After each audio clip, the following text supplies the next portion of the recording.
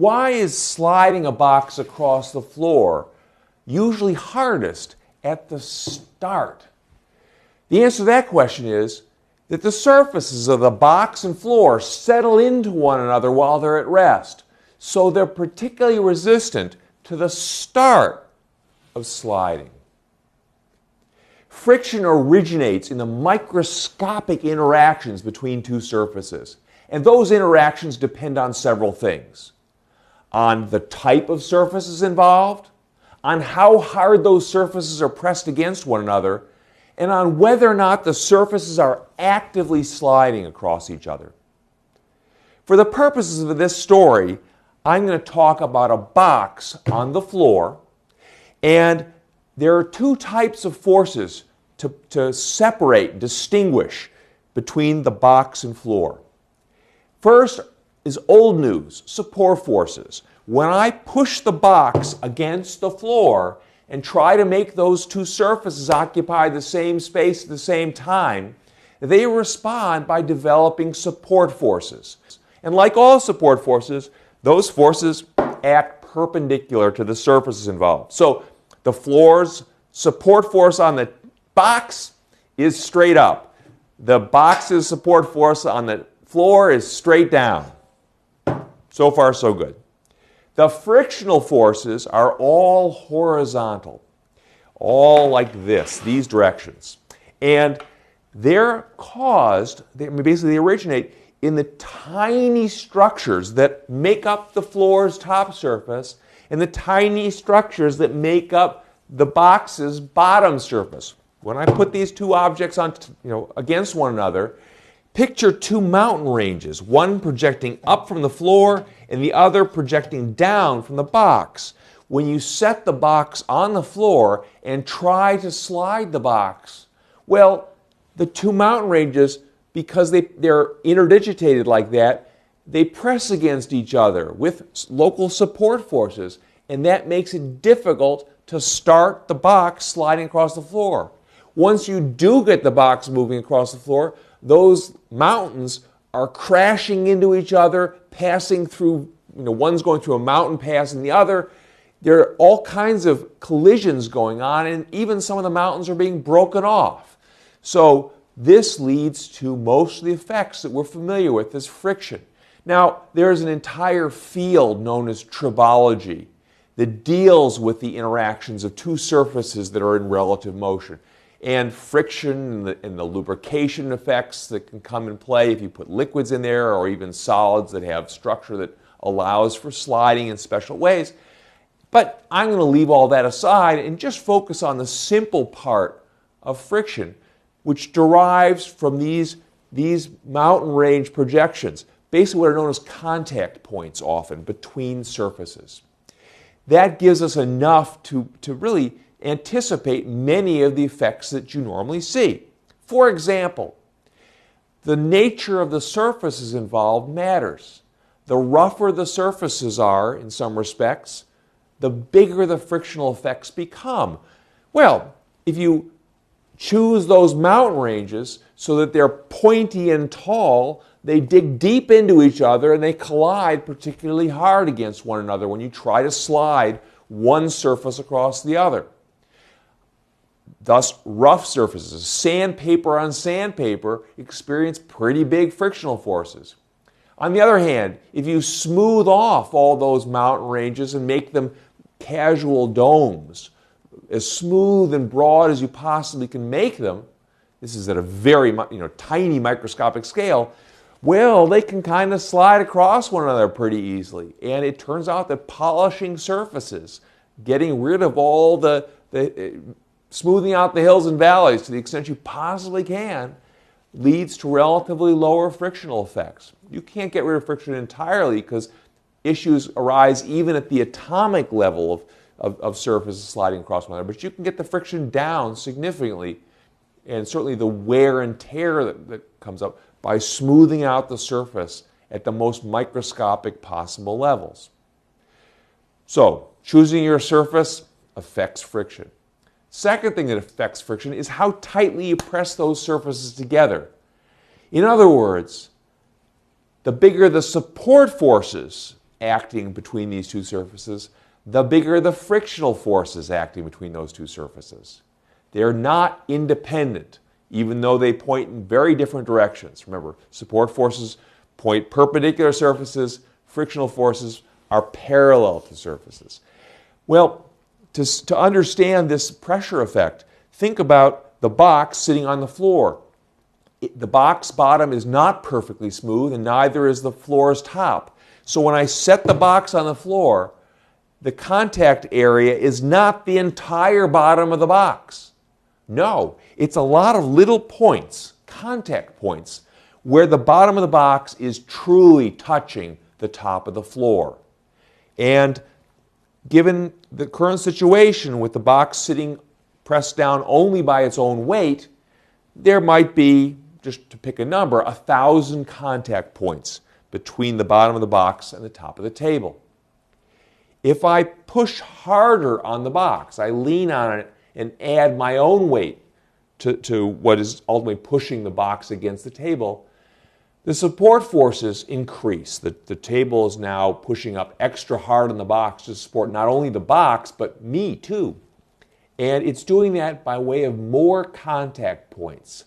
It turns out that the number of contact points between the box and the table is approximately proportional to the support forces these two objects are exerting on one another. That leads to two remarkable results. First, because those contact points are themselves responsible for frictional forces, it turns out that the frictional forces between floor and box are proportional to the support forces between floor and box. In other words, the harder you press those two surfaces together, the larger the frictional forces are or can become. That's an example of what's known as Amonto's first law of friction, which observes that for stiff objects like the box and floor, ones that are not liquid-like, they can't just flow into each other, the forces of friction are proportional to the support forces. And for most situations, that's a pretty good approximation. Press things harder together, they are harder to slide. The other observation that comes from this contact point idea is that the surface that you see touching the floor isn't really the surface that is touching the floor. So the forces of friction between this box and the floor doesn't depend on the apparent contact area. It's not the whole box. So that's actually Amonto's second law, which says that the apparent contact area between the two objects, those surfaces, doesn't affect friction. For this box and floor, as for any pair of surfaces, there is what's known as a coefficient of friction, which relates the support forces between the two surfaces to the frictional forces that are available when you try to slide those surfaces across one another. Those coefficients of friction are typically something like 0.5, maybe as much as 1, maybe a little above 1 for certain metals on metals. You can look these up, and those values are actually fairly useful. In this case, the coefficient of friction, I've measured it secretly, is about 0.3 or 0.4, meaning that for every Newton of force I exert to press these surfaces together, that's support force, I get about 0.3 or 0.4 newtons of frictional force. That's what's available to me. Since this is the episode on wheels, I hope you won't mind if I jump ahead a little bit to talk about a rather important coefficient of friction, that between tire rubber and pavement. The value of that coefficient of friction is typically in the range between about 0.6 and 1, depending on the exact circumstances.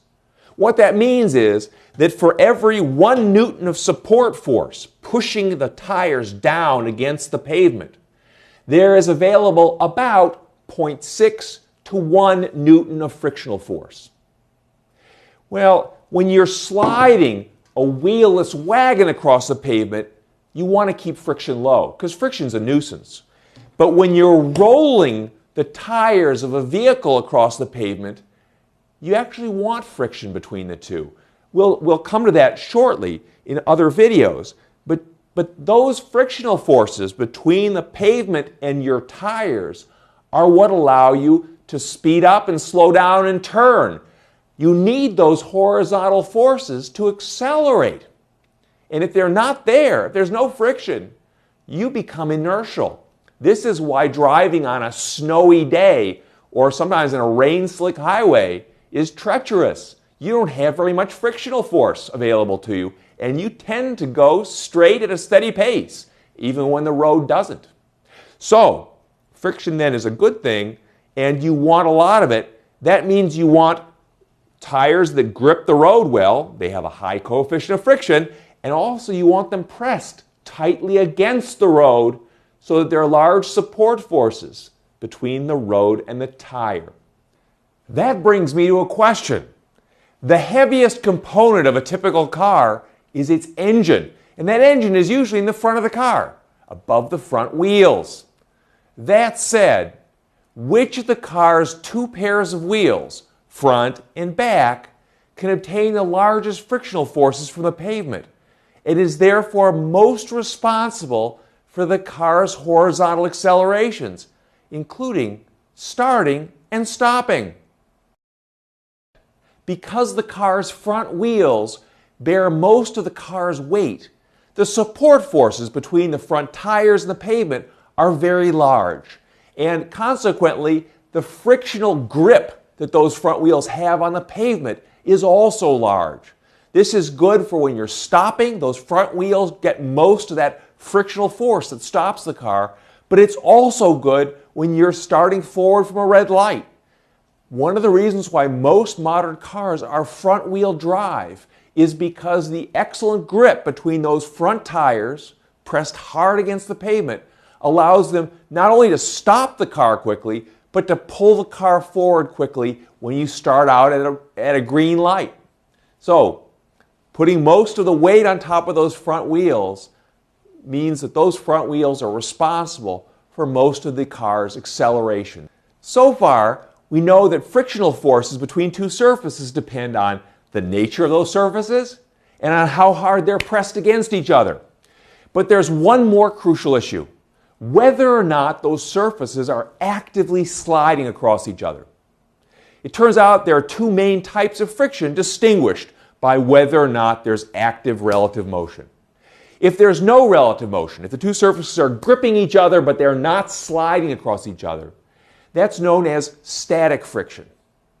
On the other hand, if the surfaces are cruising across each other, that's known as dynamic or sliding friction. I prefer the latter because it tells you what's happening. You've got sliding going on.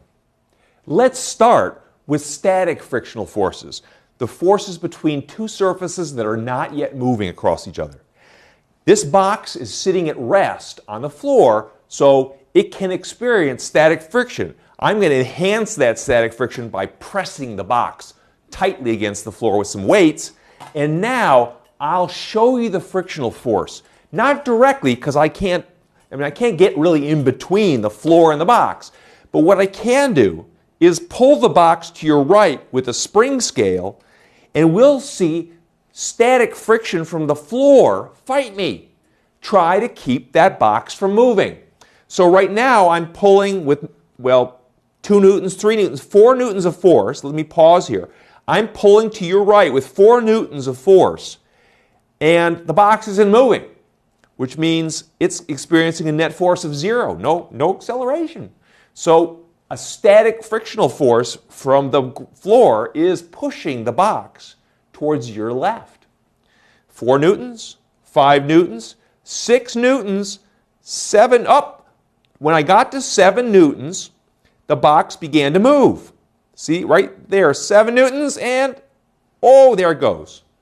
So what we see then is that static friction is adjustable.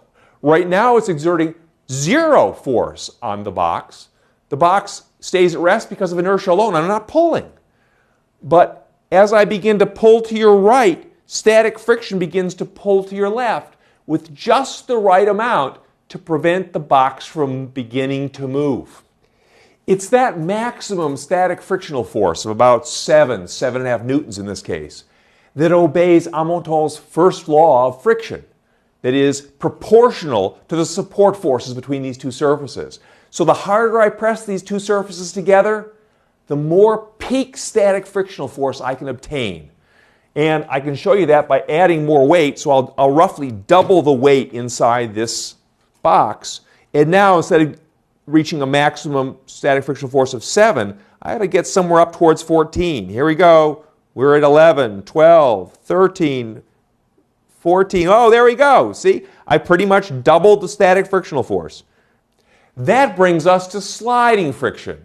Once static friction gives up and allows the box to begin sliding across the floor, the frictional force acting on the box is now the force of sliding friction exerted by the floor on the box. And that sliding frictional force is different from the static frictional force. Let me show you. I'm going to start with the box experiencing static friction, as it is right now, and I'm going to pull on it until it begins to move. And once it moves, watch the force I have to exert on the box to keep the box moving at constant velocity. I think you'll be surprised at how small that force is. So here we go. I'm going to start the box moving by pulling harder, harder. Still not moving yet. Ready? We're at 12 newtons. I'll get to 13, 14. Oh, there it goes. Oh, look. Much smaller force down there in the 8, 9, 10 range. What do we get from that? Well, once the box began to slide across the floor exerted a frictional force on it, a sliding frictional force, that was relatively small. Only 8, 9, maybe 10 newtons.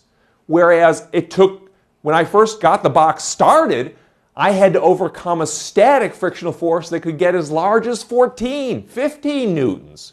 So, the force of sliding friction, first off, is not adjustable. It's a specific value that depends on essentially nothing other, well, it depends on how hard the surfaces are pressed against each other and their character, but I can't otherwise affect it. In particular, how fast I pulled the box across the floor doesn't matter. And that's an observation known as Coulomb's third law.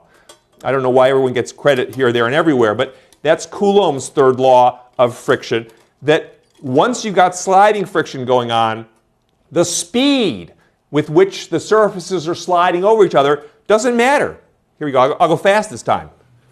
10, 9, 10. Doesn't matter. Whether I go fast or slow, I'm getting about 8, 9, 10 of sliding friction. See, they're slow. Doesn't really matter. Anyway, the force of static friction is adjustable up to a maximum. And that maximum is quite large. The force of sliding friction is not adjustable. It's a specific value. It always is in the direction that opposes relative motion of the surfaces. And it's less, in general, than the maximum of static friction. In other words, static friction is a stronger force, better grip than sliding friction. And you can understand this fairly simply in terms of the contact point and sort of the interdigitation of the peaks that are acting to support the two surfaces against each other. When you let the box sit and static friction can kick in, those mountain peaks up and mountain peaks down dig into each other, grip tightly, and they're hard to let go. So static friction is strong up to a point when eventually it does give up. Once it gives up and sliding friction becomes the frictional force, it's relatively weak because the peaks and mountain ranges basically are moving past each other. They're already going. They don't have time or inclination to dig into each other, settle in, and grip tightly. So in general, static friction is stronger than sliding friction. We're now ready for the question I asked you to think about in the introduction to this episode. Will your bicycle or car accelerate forward fastest when you twist the wheels so hard that they begin to skid, or if you twist them somewhat less hard so they barely avoid skidding? If you can avoid skidding the wheels, the forward frictional force that the pavement will exert on the tires will be a static frictional force, and that in general will be stronger at its peak than any sliding frictional force you can get from those wheels. If you do skid the wheels, well, then the frictional force from the pavement will be a sliding frictional force, and it won't be as strong in the forward direction, and you won't accelerate as quickly. So the strength of the frictional forces depend on the natures of the two surfaces, in how hard they're pressed together, and in whether or not they're actively sliding across one another. That is, whether it's static friction or sliding friction. But there's another important distinction between static and sliding friction. Sliding friction wastes energy, and that's the topic for the next video.